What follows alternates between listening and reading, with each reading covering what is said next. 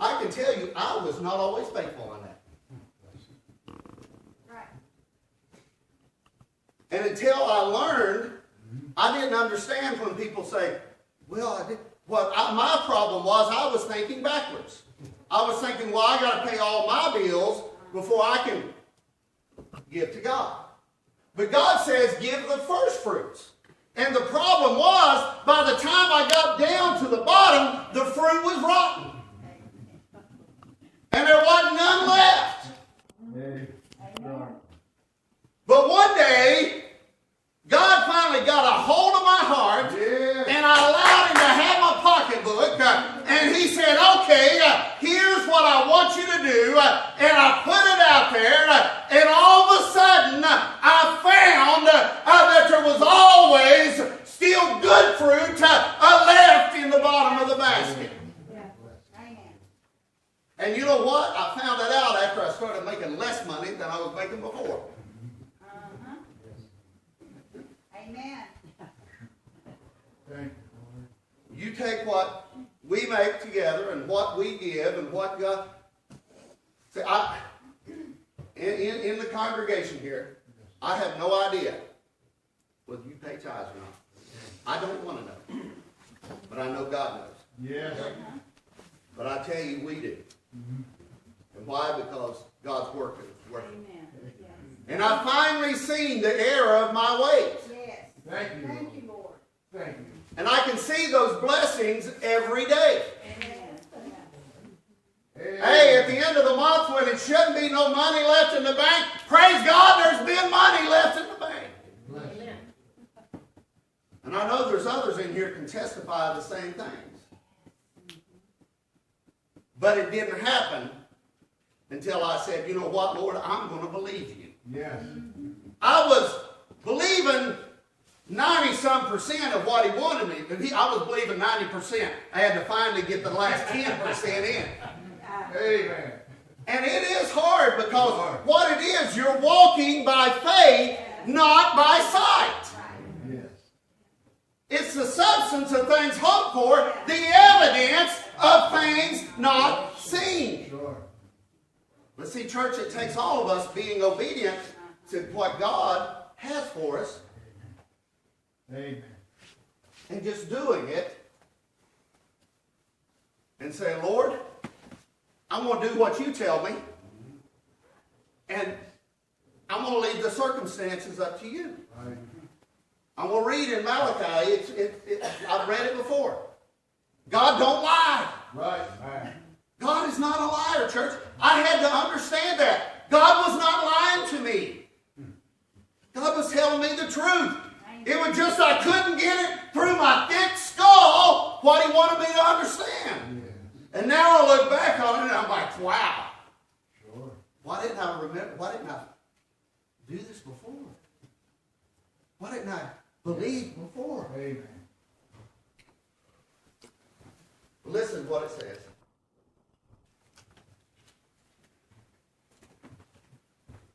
In Malachi chapter 3, verse 7. Well, I'm going to just start with verse 10. Because I believe most of you already know verses 7 through 9.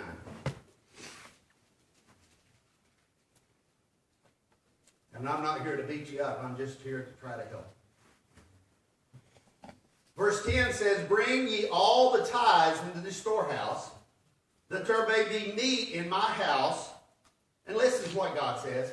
And prove me now herewith. He says, I double dog dare.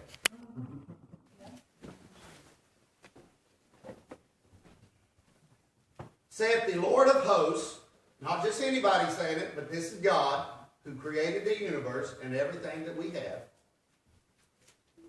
If I will not open you the windows of heaven and pour you out a blessing, that there shall not be room enough to receive it, and I will rebuke the devourer. Who's that? He's the one that makes sure you have rotten fruit at the end of the month. Amen. For your sakes, and he shall not destroy the fruits of your ground. See there? The fruit will still be good at the end of the month.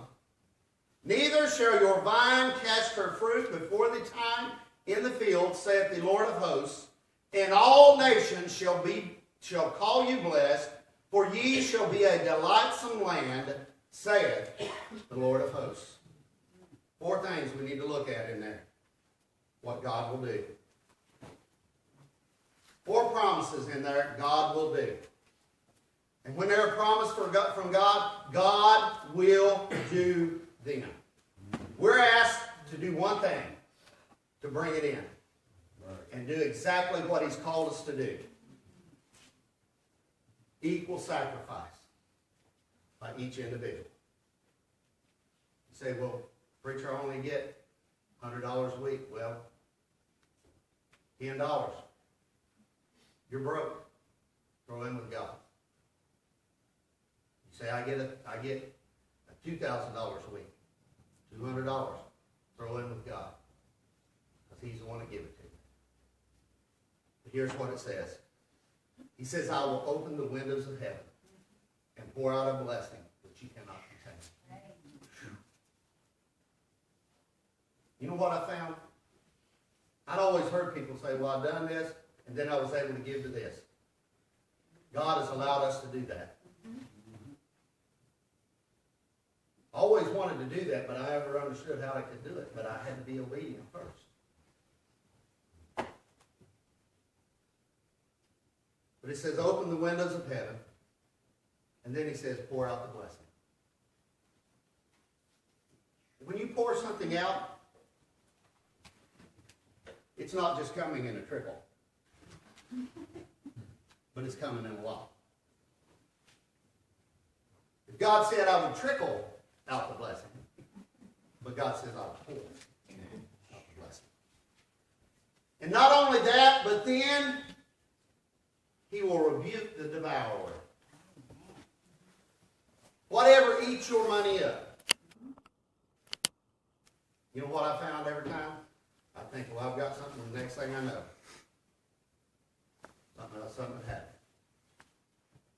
It'd be gone.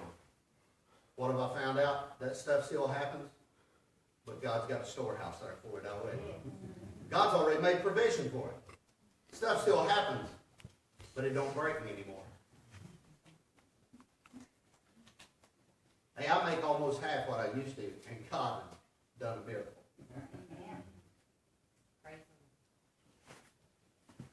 But not only that, he says, and all nations shall call you blessed. For you shall be a delightsome land, saith the Lord of hosts. You know what will happen? Your demeanor will change. You'll not be so meaner. Because you'll not be worried about your finances as much anymore. There'll be something that, hey, I'm not a prosperity preacher. I'm not saying if you throw in 100, you get 1,000. But you know what I know? God said I'll pour out. When God says it, I believe it. Right. Church, we need to believe it. We've got a big work here at Woodstock. We need everybody. We need everybody. Everybody. To do your equal part. In everything. And I know it might be a little hard at first, because I can tell you, if you want to come to me and talk to me about it, you can. Because I can explain it real good. I can tell you, and I can give you examples. But you know what I found? That when I finally got it through this thick skull of mine, God's word never lies. Amen. Our God never, ever lies. And you know what? I know there's others of you in here too. You can testify to the same thing. Because you've seen it firsthand. But see, he said, until you do it, you'll not see it. He says, prove me. Show me. It's like you cook something and then somebody who's never tried it says, well, I don't like that. How do they know? They've never tried. There's been some things I've tried that I thought I'd never eat. I always thought, I don't like broccoli, and I have tried broccoli. I'm sorry. That's why God made animals out of meat and not broccoli, so we eat. But asparagus. I thought it's probably just skinny broccoli. It's broccoli with a pin head. But I was at our nephew's house. He made them, seasoned them. Man, them little trees was good. But I'd have never knew that had I not tried them. And oh my goodness, Frida made them this past Thanksgiving. And they were a miracle. Because she wrapped them in bacon. Everybody knows bacon makes it better because bacon is cured. But what am I saying? I'm saying let's just throw in the God Church. We really want to see the work here at Woodstock go. If you're a member, make sure you're doing everything that God is calling you to do. Let us be equally yoked in everything.